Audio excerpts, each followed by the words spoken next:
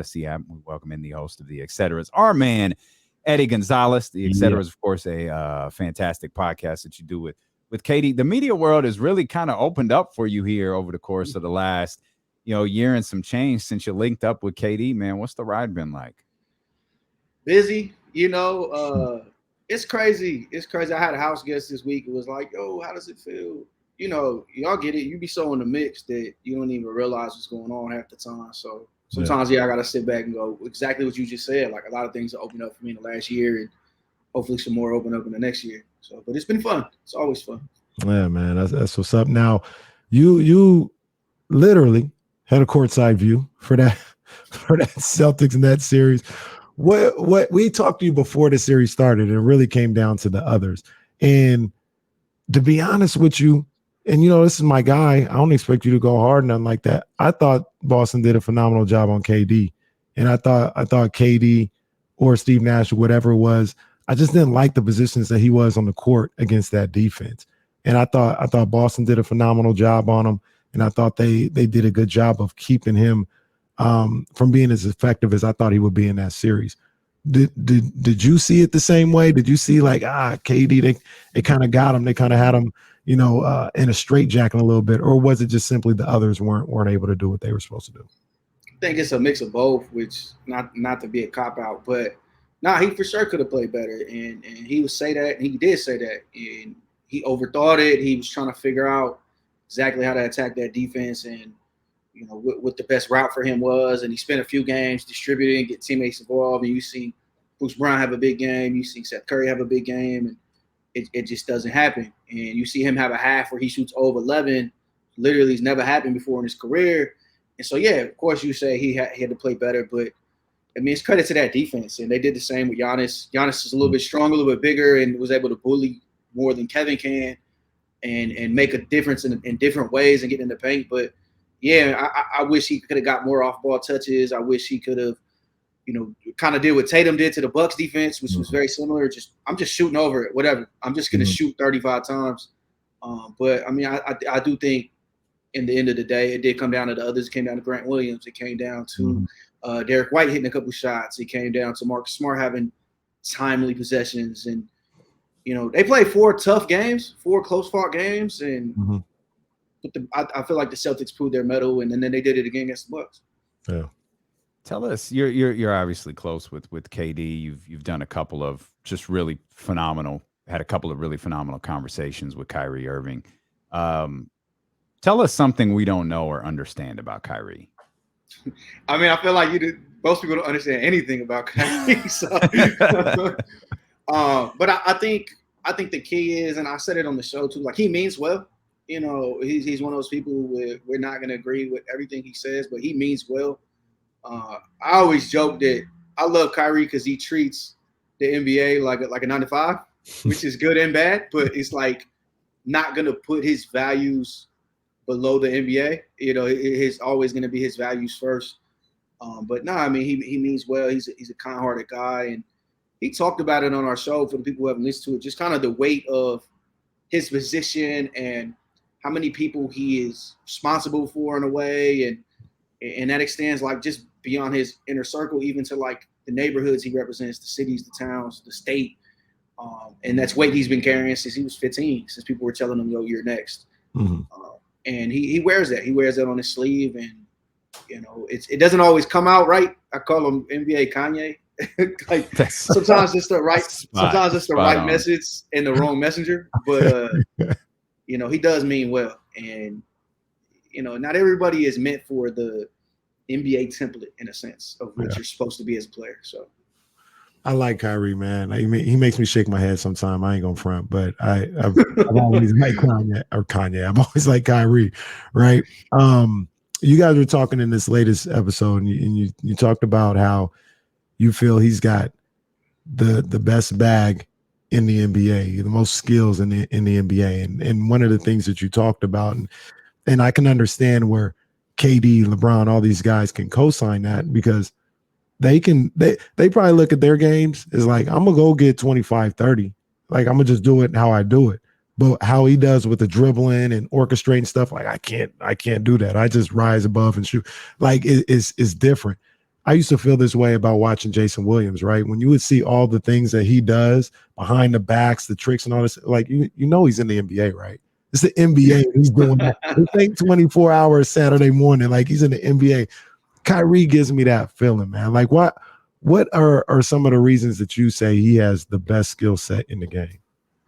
I look at the variety of ways he can score, the places, like there's no place on the court he can't score. He can shoot from range, he can get the mid-range.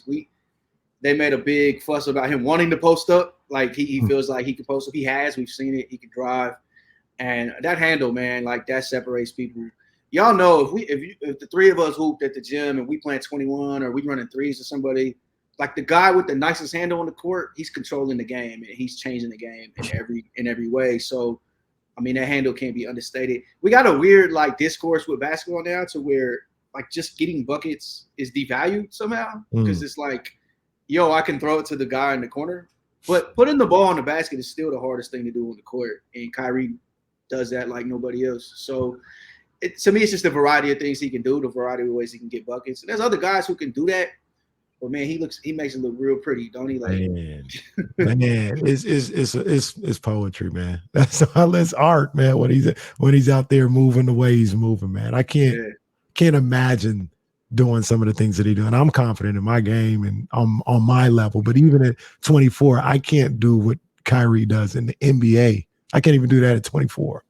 Yo, I tell people Kyrie plays like how we want to play in our heads. He does that in the NBA. Like when you make your guy on 2K, you get the handles first, then you get the threes, then you get the layup package. It's like he does that. He does that in NBA games. Layup badge, you know. Yeah. That contested joint, he got that. Both hands. You mentioned Kyrie treats the league like a 9-to-5, essentially. Like it's a job. Is it a job that he likes? I think he loves basketball. Does he love the NBA, the NBA shackles, so to put?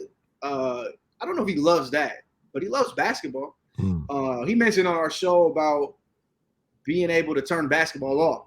Like, you know, I said, I feel like you're one of them guys that's never going to stop playing. He's like, oh, no, I will. Like, you know, he said he compared it to being drunk. Like, I've had enough basketball shots. Sometimes I can put the bottle down.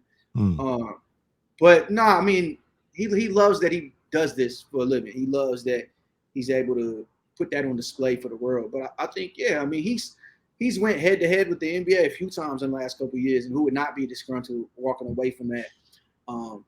He got a big year coming up. You know, there's no reasons for him not to be on the court that are in his control, out of his control, however you put it. There's a lot of expectations, and so you know, there's a lot for him to put out there at the moment. And I'm very interested to see how he attacks it. Yeah. Well, Eddie, you're more than just KD, the Nets, and Kyrie. Man, you're an NBA aficionado, man. So I wanna ask you something about what we got going on this show, right? Like, and you'll appreciate this being a boxing fan. We have belts, right? We got straps on here, right? We got the KCC, that's my belt. We got the DLO, that's Damien's belt. Our producer Jesse, he's got the JTF, right? Yesterday, and with the whole thing with the belts is there's a difference between the best player in the world and who has the strap, right? Canelo don't have the strap at 175, but he the best fighter in the world, right? Like nobody would say Bivol is the best fighter in the world, right? He just lost. Canelo's still the best. So LeBron, KD, they don't really have the strap. I had the strap on Giannis, but after Game 7, I took the KCC championship. I gave it to Jason Tatum. Right now, I gave it to Tatum. I say he's got the belt right now.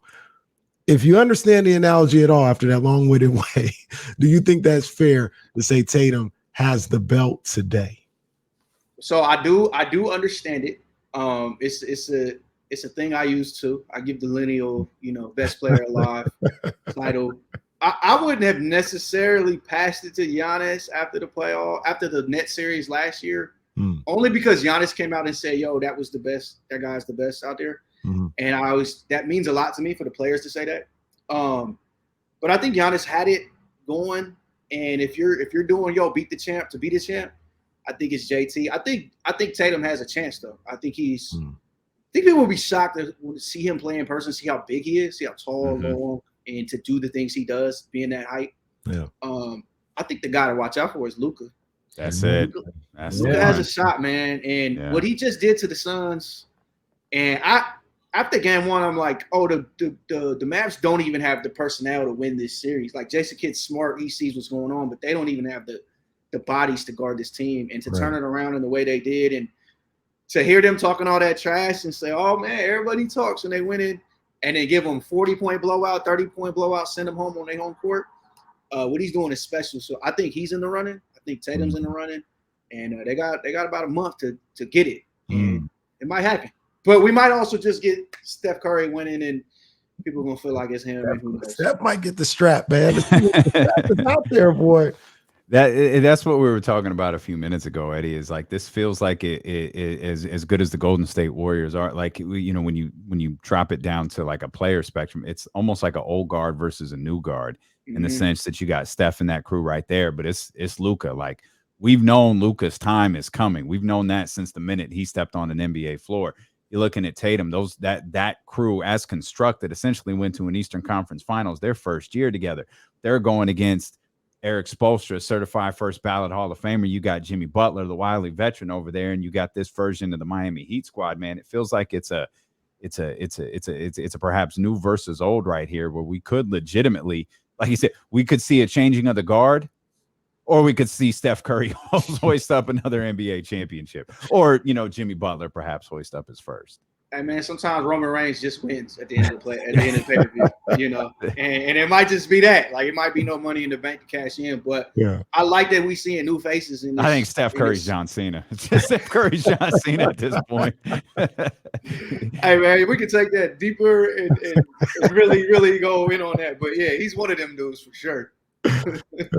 See, we had Giannis as Roman. I didn't think Giannis had the strap since he beat the Nets last year, Durant, and then he got it with the championship. And I didn't think we were going to see, even with he didn't have to win a championship, but I just thought he wasn't going to lose the strap this year. But the way Tatum played, number one, he got through KD in the first round, and then the way he played, for me, what catapulted was that game 6. That was one of the great playoff performances under the circumstances of all time. And it's like, he did that. He wins game 7. If I can't give him the strap then he ain't never going to get it. So, yeah, I thought Giannis was Roman, but Tatum came through, and I don't even know who he could be because ain't nobody beating Roman right now. So I don't even know who Tatum could be right now.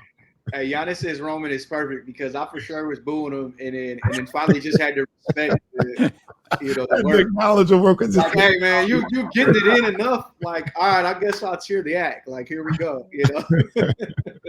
Giannis looked at Eddie courtside, acknowledge me, and Eddie was like, "Acknowledge, bro. I got put you." The crown on his head, figuratively and then literally. And it's like, all right, bro, 50 and 20 to win the title.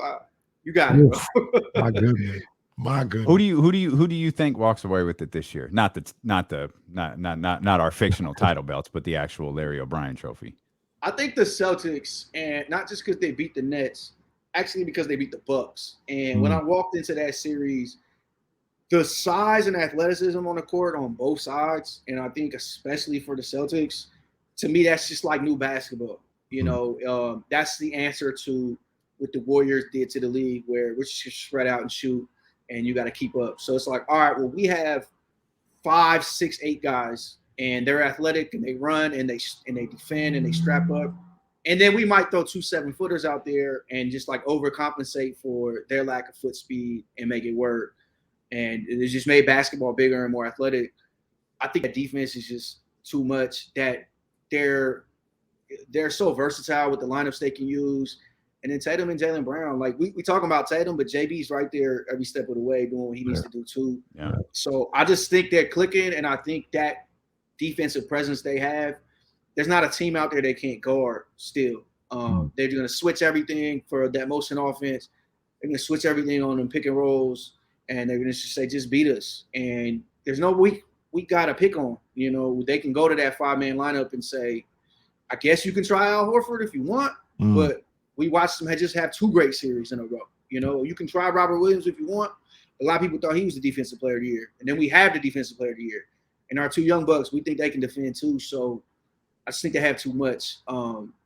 They've had some young mistakes. That game 5, it was game 5. Like to blow a game like that was at home was kind of crazy, but they got through it. And they're battle tested. They're as battle tested as anybody left. They were playing in game 7s against a lot of people's GOATs rookie years. And so I just think they got all the tools they have, and they just got to go out there and do it now. Yeah. Eddie, man, next time you're out here, man, you got to pull up on us, man. Hopefully we'll be in the studio, man. You got to come out, spend an hour with us or whatever. And then after that, maybe later, you'll let me, be in the same vicinity as you. When I seen Eddie in the spot one time, man, and he was like, "Yo, fam, you're gonna have to leave. I'm here now." I was like, "Yes, sir." You know what I'm saying? I'm out. Hey, I'm out. Kenny hit me for the tickets, and I got him tickets on the plane. And then I land, he's like, "I don't even need them no more." I'm like, "Bro, hey, I'm gonna be out there next week. I'm gonna tap in with you guys for sure, man." Let's do that. Absolutely, man, for sure. Let's do that. My daughter's graduating, so shout out to her. So I'll be out there, Elk Grove High. You'll see me at Golden One. That's what's up. Let's go. Love it. Appreciate you, man. Always great talking to you, man. Thank you, my brother. Thanks for tapping in here on the stream, too. Thanks for having me, fellas. Always.